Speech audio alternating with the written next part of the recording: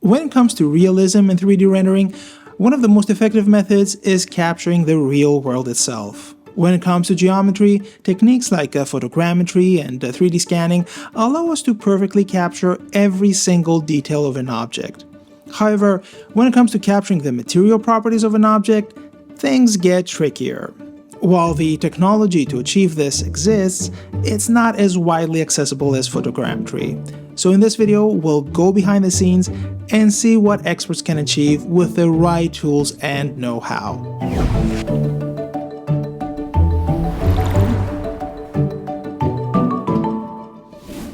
Last month, while browsing Reddit, I stumbled upon a post from a company showcasing their scanner, built specifically for capturing real-world surfaces. Having tried to capture material information myself and failing miserably, I immediately reached out to them to see if they would be willing to talk about their custom-built scanner. They said yes, so here we are. This is Balint, the co-founder of ColorMass, a company that offers a content management system designed specifically for 3D content creation. Through this system, clients can create a library of 3D assets to build and render 3D scenes, as well as develop tools like product configurators for websites. As you can imagine, their client base primarily consists of large manufacturers looking to showcase their products. But beyond that, they also build scanners for their clients, and most importantly, they offer scanning services for everyday users like you and me. So around, I would say 8-9 years ago, maybe even more, we started building this 3D CMS, and we introduced it to companies, and they started using the system, and we kept building it. And something that we came up with, or something that came up all the time, is that these customers didn't have a standard way to digitize surfaces. And we were thinking, how hard can it be to build a scanner? So around, I would say 6 to 7 years ago, we started building the scanner, the first version of the scanner. And we had a really basic setup. We had lights, we had a camera, we took some polarization filters, and then tried to get on some reflection properties. That's how it started. Since then, we have already the 4th generation of the scanner that is a lot more sophisticated than our initial scanner. So can you maybe talk about a little bit about the setup, because I saw the pictures, and I think there's a lot of things going on there. So I definitely would like to talk about the lights, the camera. I'm guessing that the actual table moves as well, or yes. Okay. Yes, so let's go through things one by one. And okay, I would start maybe with the table then. So it's a table that moves automatically. It's an XY, like in XY directions. And then it moves this whole table that you can put the samples on. So in the beginning, the person who scans would put all these samples on top of the table.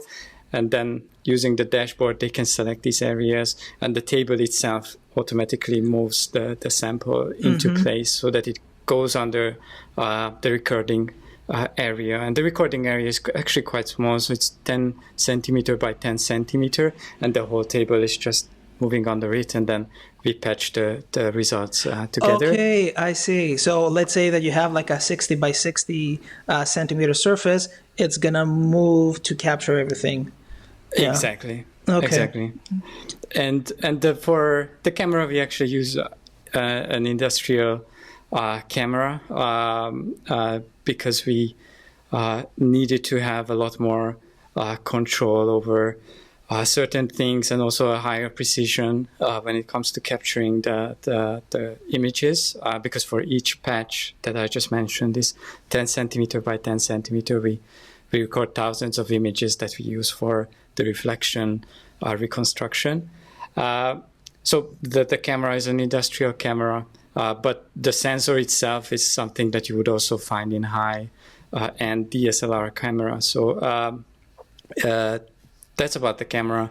The light is, those are LED lights and high CRI, so color rendering index LEDs, that we actually thought are really, really important to get the spectral emission close to, as close as possible to daylight.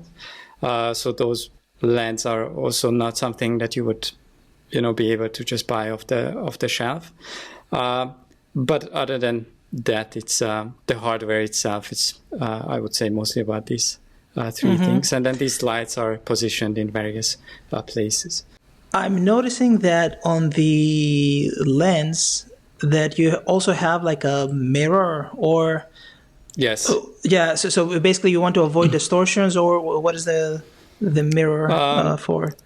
Yes, partly that, and also for better control. So in the first version of our scanner, we had more like a hanging camera, but controlling the exact, because we are talking about really, really precise settings for how to capture the surface. So even millimeters of camera tilting could result in a not accurate recording. So we had to have something that is a lot finer, so that allows for a lot finer tuning of settings and position. And this is where the mirror came in.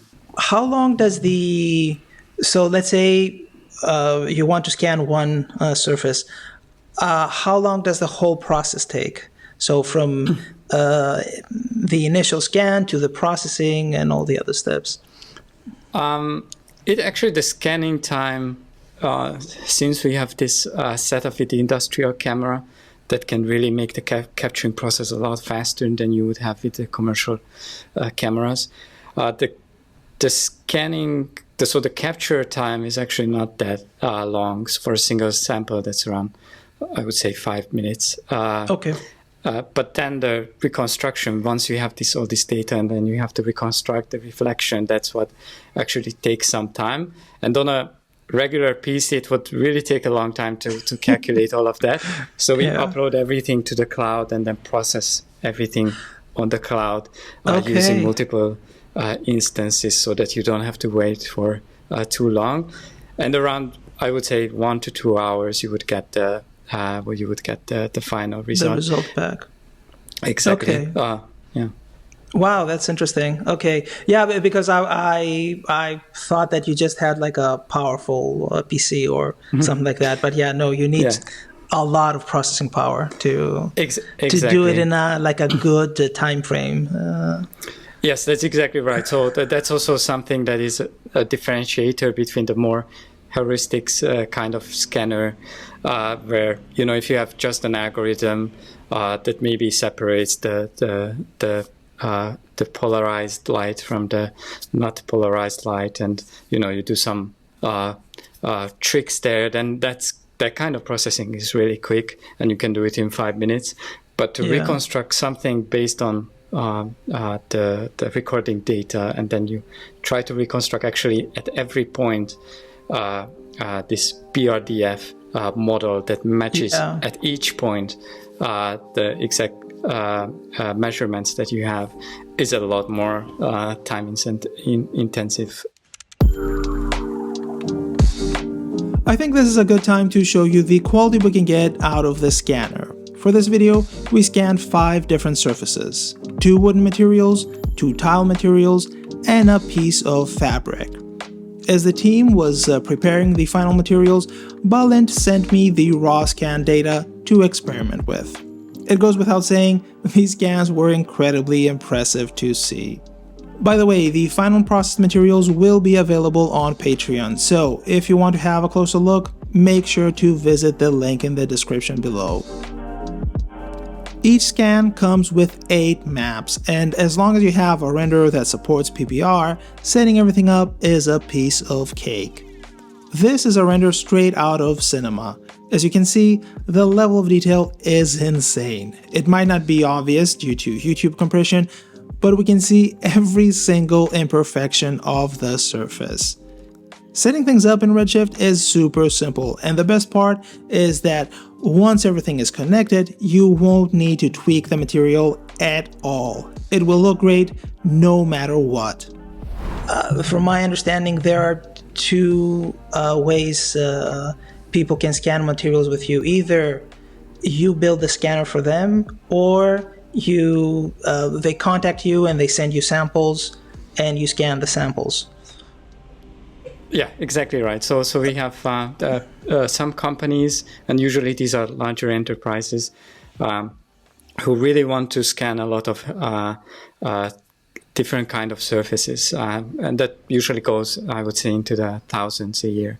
Then in these cases, it's not really efficient that they keep sending us the surfaces, then we scan, and like all this organization is not really worth it. And in that case, we build these hardware or scanners at their site, so they can just go in and then scan. If it didn't work out perfectly, they can scan again.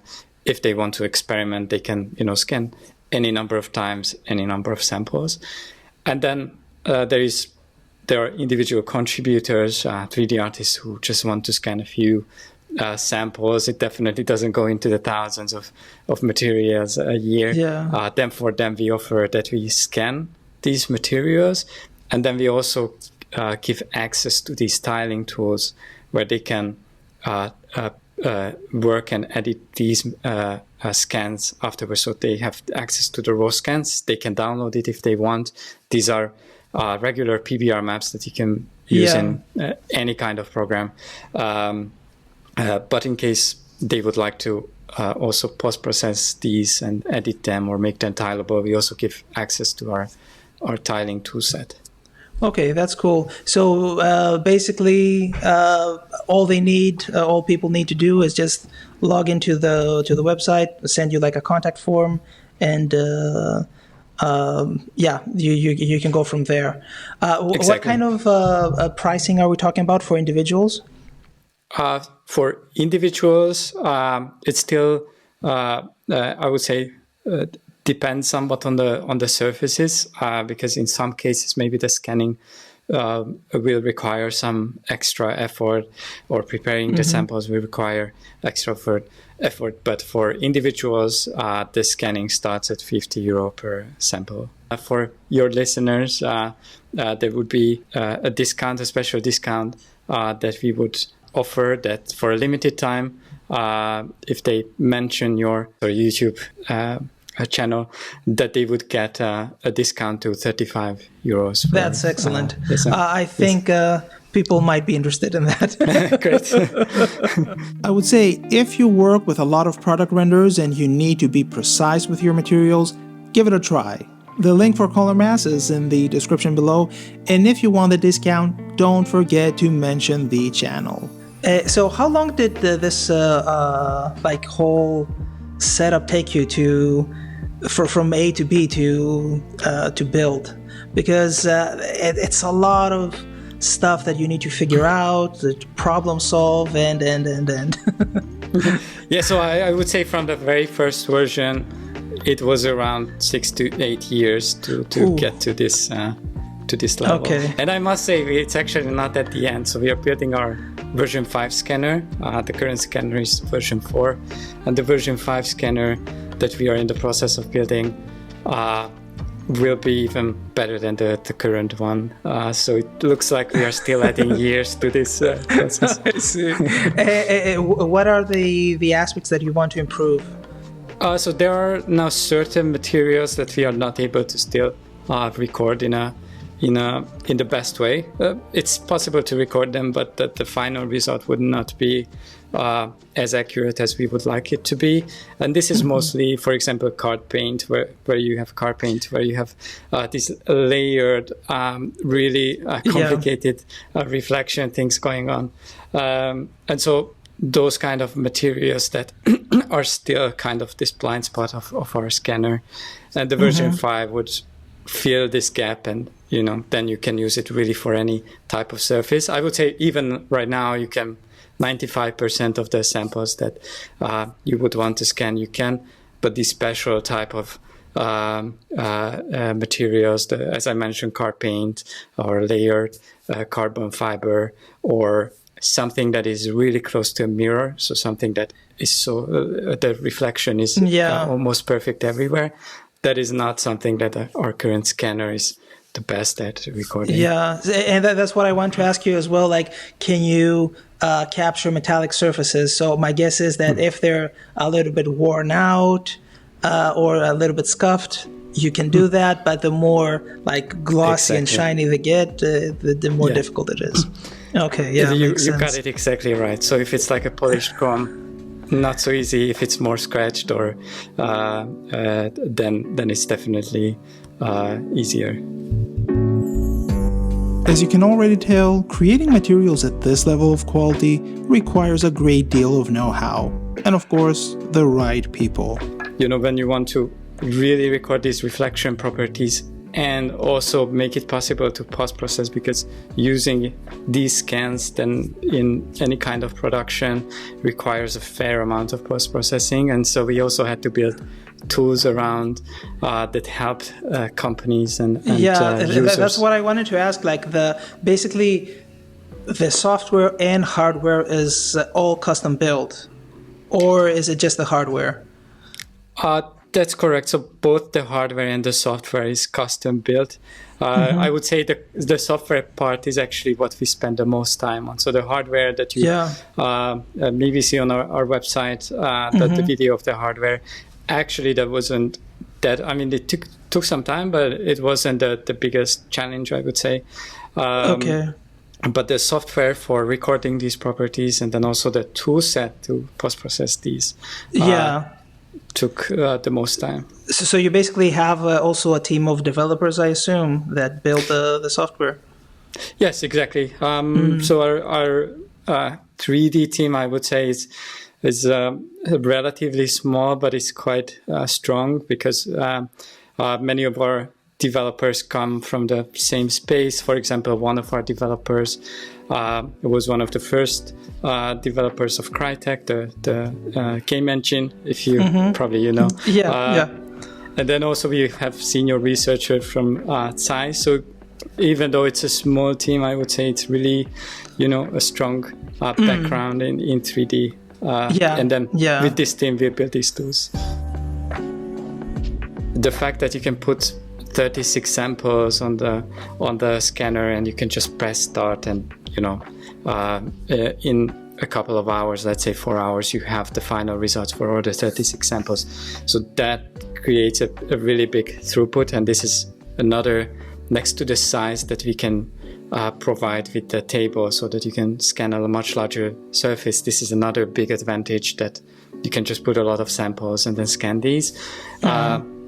But once this is done, so after the 4 hours, then you have all these 36 materials that you still need to make tileable. If you want to make them tileable, you don't have to. But if you want to make them tileable, then you can use softwares like Photoshop or Substance. But these applications are not really meant for accurately and really quickly tile these materials.